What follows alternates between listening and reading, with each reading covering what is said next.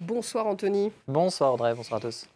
On va reparler de l'Ukraine. L'armée russe a détruit du matériel de l'OTAN déployé en Ukraine. Cette affirmation, elle émane de plusieurs comptes Twitter et Facebook. Oui, via notamment une publication comme celle-ci qui circule depuis 2 jours. Regardez, alors même, on le sait que la livraison d'armes lourdes à l'Ukraine des pays de l'OTAN ne cesse de faire débat. Cette vidéo qui cumule plus de 90 000 vues. Au total, ce sont 3 minutes d'images où l'on voit donc des missiles, qu'est-ce qui s'apparente à des missiles, détruire des hélicoptères en vol, des tanks au sol aussi. Et puis ce commentaire de nous dire que ces bâtiments militaires n'ont pas résisté à l'assaut de missiles russes et même de s'étonner qu'aucun média occidental ne s'en soit fait l'écho, contrairement à leurs confrères chinois.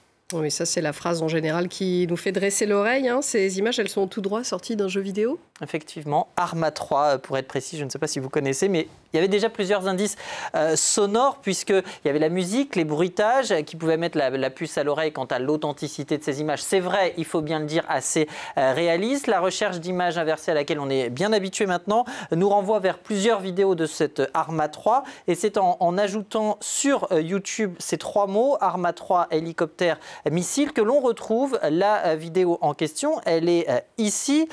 Plus précisément là, et voilà les images d'origine, cette destruction donc de l'hélicoptère que l'on a vu tout à l'heure. Vidéo qui date du 7 avril dernier, il s'agit donc bien d'une simulation issue d'Arma 3, rien à voir avec la destruction du matériel de l'OTAN par la Russie. Et figurez-vous que la guerre en Ukraine, qui on le rappelle a commencé le 24 février, eh bien, depuis le début de cette guerre, ce n'est pas une première, si bien que le compte Twitter de la société des créateurs avait déjà émis un avertissement dès le lendemain de la guerre en Ukraine, du début de la guerre en Ukraine, quant aux utilisations détournées de leur jeu. Et les images dont on parle ce soir, elles ont également été utilisées en 2018 pour faire croire à une attaque de drones turcs en Syrie, c'est à lire et à voir sur le site des observateurs de France 24. Image très réaliste en tout cas. Autre preuve avancée de destruction du matériel de l'OTAN par la Russie, un entrepôt en flammes. Effectivement, cette image que l'on retrouve sur plusieurs comptes Facebook. Il s'agirait d'un dépôt d'armes de l'OTAN détruit à Mykolaïv en ukrainien, au sud de l'Ukraine. En procédant là encore à une recherche d'image inversée avec cette publication, en fait, on tombe sur différents tweets avec la même image, mais pas la même légende. Ici, on nous parle de terminal céréalier, d'entrepôt de céréales. C'est également le cas ici où on nous parle de réserve de graines ou encore de blé ukrainien. Alors, armes de l'OTAN ou céréales, pour en savoir plus, il faut aller sur Google, chercher des images de la ville de Mykolaïv et plus précisément du port de Nicatera. C'est ici au sud, le point rouge que l'on voit sur cette carte.